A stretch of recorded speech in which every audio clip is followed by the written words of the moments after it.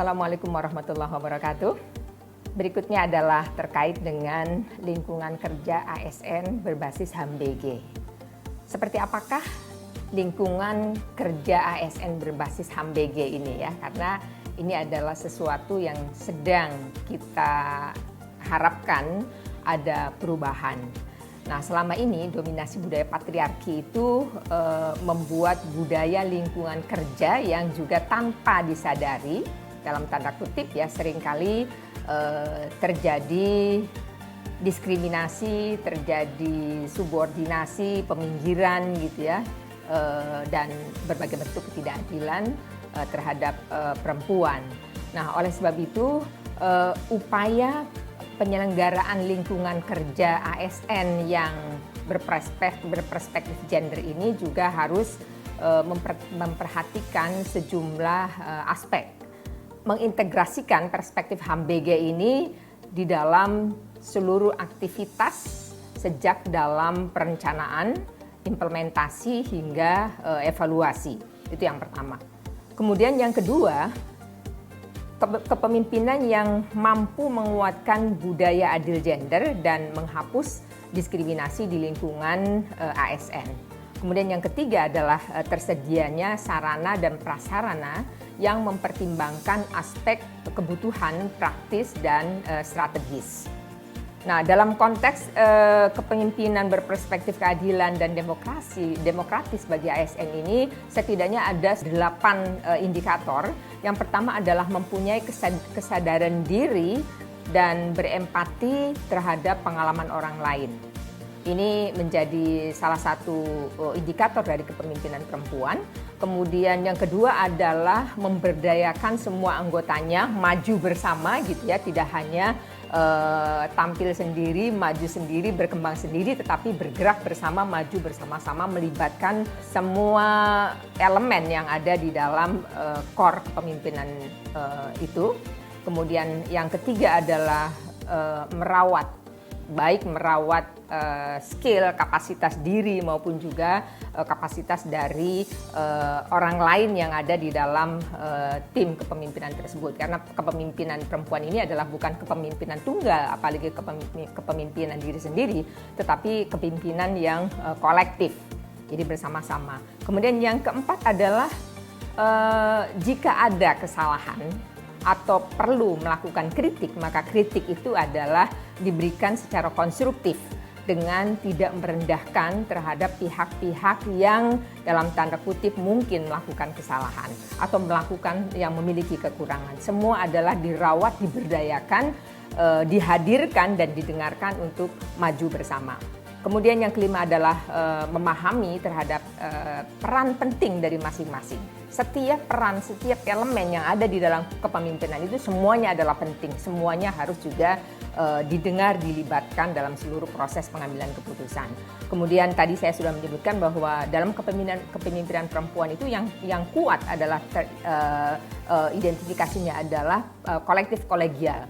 Dalam pengambilan keputusan maupun dalam aksi-aksi dalam tindak lanjut dari sebuah keputusan, sekali lagi bergerak bersama, tidak ada yang tertinggal, satu sama lain saling mendukung, saling mensupport.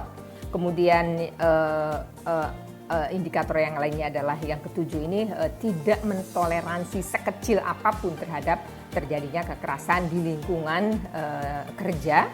Kemudian yang kedelapan adalah inklusif. Jadi kepemimpinan perempuan itu adalah inklusif, tidak diskriminatif dan juga mengakui keberagaman. Ini yang juga di-mention dari Paris Principle. Nah, kemudian yang berikutnya adalah terkait dengan identifikasi kebutuhan berbasis HAM-BG dan inklusi sosial. Apa saja di dalam identifikasi ini yang penting dilakukan? Ada dua hal. Yang pertama adalah mengidentifikasi kebutuhan praktis. Kebutuhan praktis ini adalah kebutuhan yang diberikan untuk memenuhi hal-hal terkait kebutuhan alamiah sesuai dengan jenis kelamin ataupun existing gender role-nya di masyarakat. Termasuk juga di dalamnya adalah bagaimana kebijakan, program dan sebagainya, itu semua diorientasikan adalah pada kebutuhan-kebutuhan yang sifatnya sesaat. kebutuhan mendesak yang jangka pendek, kira-kira seperti itu. Jadi contoh yang lain misalnya di dalam pengadaan sarana itu yang konkret diantaranya adalah ketersediaan toilet. Antara laki-laki dan perempuan itu punya kebutuhan praktis yang berbeda di dalam penggunaan toilet. Perempuan biasanya lebih lama di dalam toilet dibanding dengan laki-laki. Begitu juga bagi kelompok lain misalnya yang teman-teman kita yang mengalami disabilitas itu jauh lebih lama. Nah, ini sarana dan prasarana toilet yang selama ini dianggap sederhana, sekali lagi itu juga menjadi bagian penting yang harus terpenuhi karena ini adalah kebutuhan praktis yang sangat spesifik gitu. Kemudian identifikasi yang kedua adalah kebutuhan strategis. Kebutuhan strategis ini dalam rangka mengupayakan kebijakan, program, dan kegiatan yang mengarah pada pencapaian kesetaraan dan keadilan gender dalam bentuk akses, partisipasi, kontrol, dan manfaat itu dalam jangka panjang. Jadi tidak sesaat, tetapi ini butuh waktu, butuh proses, butuh kebijakan, butuh regulasi yang berpihak pada kepentingan strategis yang adil gender. Nah, contohnya misalnya dalam sebuah kepemimpinan perempuan misalnya ada komitmen dari pimpinan untuk menyelenggarakan pelatihan perubahan perspektif ya, dari perspektif misoginis menjadi perspektif yang egaliter, atau dari kebijakan-kebijakan yang selama ini netral gender kemudian diarahkan, difokuskan bahwa kebijakan ke depan katakan gitu ya harus berorientasi pada kepentingan korban atau harus berorientasi pada prinsip-prinsip keadilan dan kesetaraan gender misalnya, dan juga aturan-aturan lain yang saya kira bisa kita lihat. Salah satu contoh regulasi atau kebijakan yang diorientasikan pada terwujudnya ketidakadilan gender dan terwujudnya akses keadilan bagi perempuan korban adalah contohnya misalnya Undang-Undang Tindak Pidana Kekerasan Seksual. Nah, ini kebijakan ini mendorong agar semua korban mendapatkan akses keadilan, bahwa suara korban didengar, suara korban bisa menjadi alat bukti di dalam proses mencapai keadilan. Nah, ini salah satu contohnya misalnya. Kemudian selanjutnya adalah bagaimana kita bisa membudayakan keberpihakan pada korban ini. Ini saya kira butuh waktu, memang butuh proses, tetapi jika mengacu pada iceberg analysis dalam beberapa contoh diimplementasikan. Contoh saya tadi mengambil kekerasan seksual, contohnya kekerasan seksual di lingkungan kerja misalnya, itu kita bisa melihat pada pola tren ya. Jadi pada pola tren selama ini perilaku, kebiasaan, sikap dan lain-lain itu bisa dilihat. Munculnya kekerasan seksual di lembaga ASN misalnya terjadi, lalu juga ada cukup banyak misalnya kasus-kasus yang selama ini macet, tidak bisa diproses oleh APH misalnya. Itu juga menyebabkan perempuan yang menjadi korban itu tidak bisa mengakses keadilan, tetapi ini dianggap lumrah, dianggap biasa gitu. Secara normatif seperti seolah-olah tidak ada hal yang terjadi apa-apa. Ini pola tren yang lama, yang harus diubah.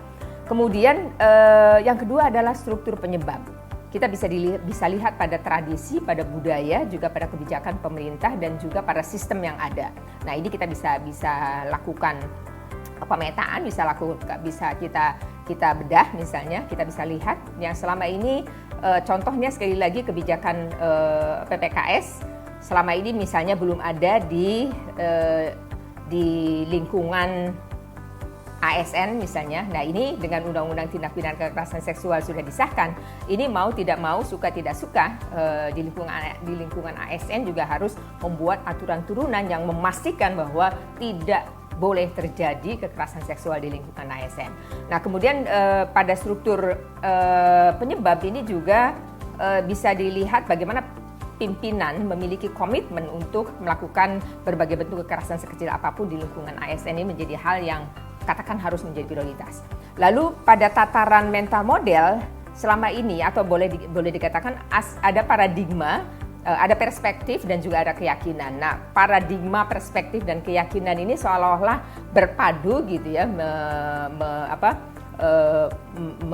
mentradisikan bahwa perempuan itu karena keperempuanannya gitu ya, seolah-olah kemudian boleh dilecehkan. Karena keperempuanannya kemudian juga seolah-olah perempuan boleh didiskriminasi gitu ya. Bahkan secara seksual gitu ya, perempuan dalam posisi juga direndahkan gitu, dilecehkan gitu. Nah, ini yang saya kira juga ini menjadi mental model yang selama ini gitu ya. Kemudian perempuan dianggap sebagai sumber fitnah dan lain-lain gitu. Jadi ketika ada pelaporan terkait dengan kekerasan seksual, kemudian balik dituduhkan, dilaporkan bahwa korban seolah-olah yang memulai, dianggap korban sebagai pihak yang melakukan, menjadi pemicu ya terjadinya kekerasan seksual.